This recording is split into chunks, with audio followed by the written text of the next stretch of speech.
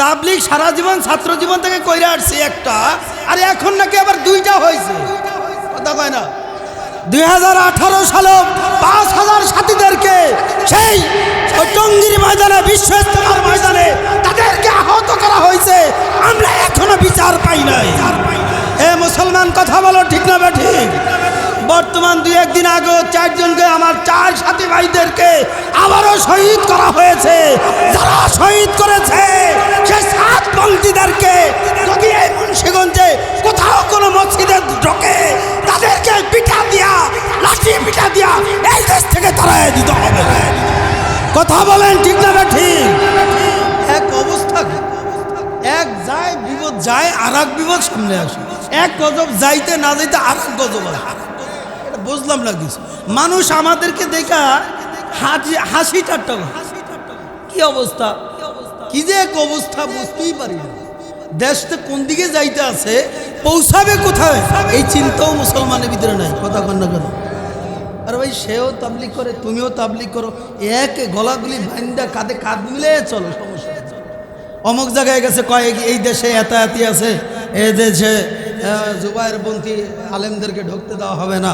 আর এক জায়গায় যাইলে কয় অমুক দেশে আলেমপন্থী খবরদার, এদেরকে ঢুকতে দেওয়া হবে না। কি একের পর এক, একের পর এক। আমি বর্তমান উপদেষ্টা সরকারকে বলবো, ইজতেমা করবো উলামা ইকরামের তত্ত্বাবধানে, এছাড়া কোনো বাতিলদেরকে ইজতেমার ময়দান দেওয়া হবে না, হবে না, হবে না, হবে না। ঠিক না ঠিক? উলামা ইকরামে কোরআনের কথা বলার অপরাধে তাদের মধ্যে হ্যান্ডকাপ লাগাইছে, পায়ের মধ্যে ডান্ডা বেরি লাগাইছে। হ্যাঁ, আস্তে কও, ঠিক না ঠিক? আজকা তাকায়া দেখো, আমার মাওলায় উলামা ইকরামদেরকে বাংলার জমিনে স্বাধীনতা দিয়া দিছে। এ কথা ঠিক না ঠিক? জোরে কও। আর যে নাস্তিকরা কোরআনের বিরুদ্ধে কথা বলছে, হাত নাড়াচাড়া দিয়া, আঙ্গুল নাড়াচাড়া দিয়া কথা বলছে, আজকে বাংলার জমিনে তারা ঘুমাইতেও পারে না। এ কথা ঠিক না ঠিক? জোরে কন। আবার যারাই চ্যালেঞ্জ করছে তারাই বাবারে ঠকিয়া গেছে, তারাই ধ্বংস হয়ে গেছে। এ কথা কয় না, ঠিক না ঠিক? বাবারে কোরআন যতদিন দুনিয়ার বাবারে 1400 বছর আগে কোরআন নাজিল হয়েছে, আজ পর্যন্ত নাস্তিকরা এত চ্যালেঞ্জ করছে।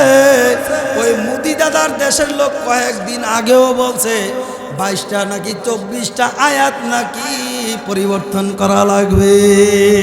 নাউজুবিল্লাহ। আস্তে বলো, আস্তে আস্তে। এ আল্লাহর বান্দারা, পর্দানের মা, আমার বোনেরা, আমার মাওলা কোরআনের শুরুতেই জানায় দিয়েছে, যালিকাল কিতাবু লা রাইবা ফীহি। ইয়া এমন একটা কিতাব, এমন একটা গ্রন্থ যার ভিতরে সন্দেহ বলতে কোনো ভুল নাই। এ কথা ঠিক না ঠিক? জোরে কর। আজকে যারা কোরআন নিয়ে খেলা করতেছে বাবারে, তাদের কোনো আজকে অস্তিত্বই খুঁজে পাওয়া যায় না। কথা ঠিক না ঠিক? এই জন্য কোরআনের আইন বাংলার জমিনে চাই। বাবার আল্লাহু আকবার। বাংলাদেশে 92% মুসলমান। ইনিল হুকমু ইল্লা লিল্লাহ। আমার মালিক যেহেতু ঘোষণা দিয়েছে, আসমান আমার, জমিন আমার, চন্দ্র আমার, আর সূর্য আমার, তামাম দুনিয়ায় যা কিছু সব কিছু আমার, তাহলে এই বাংলার জমিনে আইন চলবে আমার। কার আইন চলবে? জোরে কন। আমার মাওলার আইন বাস্তবায়ন করার জন্য যদি যুবক শরীরে তাজা রক্ত ঢেলে দেওয়া লাগে, যদি যুবক মায়ের বুকে ওই আল্লাহু আকবার রংপুর আবু সাইদের মতন মায়ের বুক যদিও খালি করা লাগে, এই বাংলাদেশের আল্লাহু আকবার, বাংলাদেশের যুবকরা বাবারে মায়ের বুক খালি করতে রাজি। এ কথা ঠিক না ঠিক? জোরে কন। আমাদের আল্লামা মামুনুল হক যখনই আমাদেরকে ইমানের পাওয়ার দিয়া, যখন আমাদেরকে আরেকটা আমাদেরকে ডাক দিবে, আল্লামা ফাইজুল করিম শাইখে চরমনাই যখন আমাদেরকে ডাক দিবে, চরমনাই পীর সাহেব হুজুর আবারও যদি আমাদেরকে সেই বাংলাদেশকে আবার যদি স্বাধীন করার জন্য আবার যদি আমাদেরকে ডাক দেয়, যুবক আমার শরীরে তাজা রক্ত, আমার জান, আমার মালকে আল্লাহর রাস্তায় বিলিয়ে দেওয়ার জন্য কারা কারা প্রস্তুত থাকা লাগবে। মুসলমানের ইমান যদি প্রস্তুত শক্তিশালী না থাকে, বেঈমানরা আমাদেরকে আক্রমণ করতেই থাকবে, ঠিক না বেঠিক জোরে কোন? এজন্য নাস্তিকদেরকে ভয় করে কোনো লাভ নাই। ভয় করব কাকে জোরে কোন? কাকে ভয় করব জোরে কোন? এই দেশ পীর আউলিয়ার দেশ, এই দেশ আল্লামা ফজলুল করিম রহমাতুল্লাহ আলাইহির দেশ, এই দেশ আল্লামা আহমদ শফি রহমাতুল্লাহ আলাইহির দেশ। কথা কয় না, কথা কয় না, কথা বলেন না কেন, ঠিক না ঠিক? এই দেশ আল্লামা জুনায়েদ বাবু নগরী রহমাতুল্লাহ আলাইহির দেশ, এই দেশ আল্লামা আজিজুল হক রহমাতুল্লাহি আলাইহির দেশ। এই দেশে কোন নাস্তিক যদি আবারও আঙ্গুল নাড়াচাড়া দিয়ে কথা বলে, ওর আঙ্গুলকে ভেঙে দেব, ওর আঙ্গুলকে ভেঙে দেওয়া হবে, ঠিক কিনা? এই জন্য সজাগ থাকা দরকার আছে না নাই? যুবকরা এই দেশকে স্বাধীন করেছে 5ই আগস্ট। কথা বলেন না কেন? এটা ইতিহাসের পাতায় লিখে রাখতে হবে, ইতিহাসের পাতায় লিখে রাখতে হবে যে লক্ষ লক্ষ হাজারো মা বোনের ইজ্জতের বিনিময়, তাজা শরীরের তাজা রক্তের বিনিময় এই বাংলাদেশ নতুনভাবে স্বাধীন হয়েছে। কি বলেন, কথা ঠিক না বেঠিক? ঘুমাইলে চলবে না, ঘুমানোর সুযোগ আর নাই। এখন মুসলমানের সময়, এখন মুসলমানের সময়, মুসলমানদের সময়, এখন আর ঘুমের সময় নাই, ঠিক না বেঠিক? রাগ করলেন নাকি? রাগ করলেন নাকি? রাগ করার সুযোগ নাই, কারোর বিরুদ্ধে কথা বলার জন্য বসি নাই। কে বলেন, কথা ঠিক না? এই জন্য আমার মালিকের রশি গলায় লাগাইতে হবে, এটা হলো সবচাইতে মূল্যবান কথা। কি কন, কথা ঠিক না? এই যে টাকা বলেন, গাড়ি বলেন, বাড়ি বলেন, কিছুই যাবে না। কবর আপনাকে আমাকে ডাক দেয়া বলে, কবর আমি একাকের ঘর। এই কবরে কে ধনী, কে গরিব, কে মূর্খ, কে শিক্ষিত অশিক্ষিত, আমার কবরে কিন্তু এই পরিচয় চলবে না। আমার কবরে যে ঈমান ও আমল নিয়ে কবরে আসতে পারবে, আমি কবর তার সঙ্গেই ভালো ব্যবহার করব। আল্লাহর হাবিব জনাবে মুহাম্মদুর রাসূলুল্লাহ তার কলিজার টুকরা মেয়ে ফাতেমাকে উল্লেখ করিয়া বলেন, ইয়া ফাতেমা তুয়ান কিদি নাফসাকি মিনান নার, হে ফাতেমা তুমি নিজেকে নিজে জাহান্নামের আগুন থেকে বাঁচায় তারপর কবরে যায় শুইও। খবরদার ফাতেমা,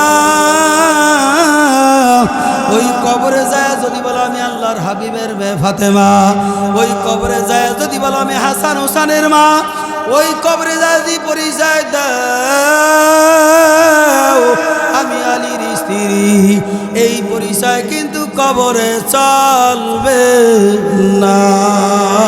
এই কথা ঠিক না বেঠি ধরে কন? খবরদার ফাতেমা,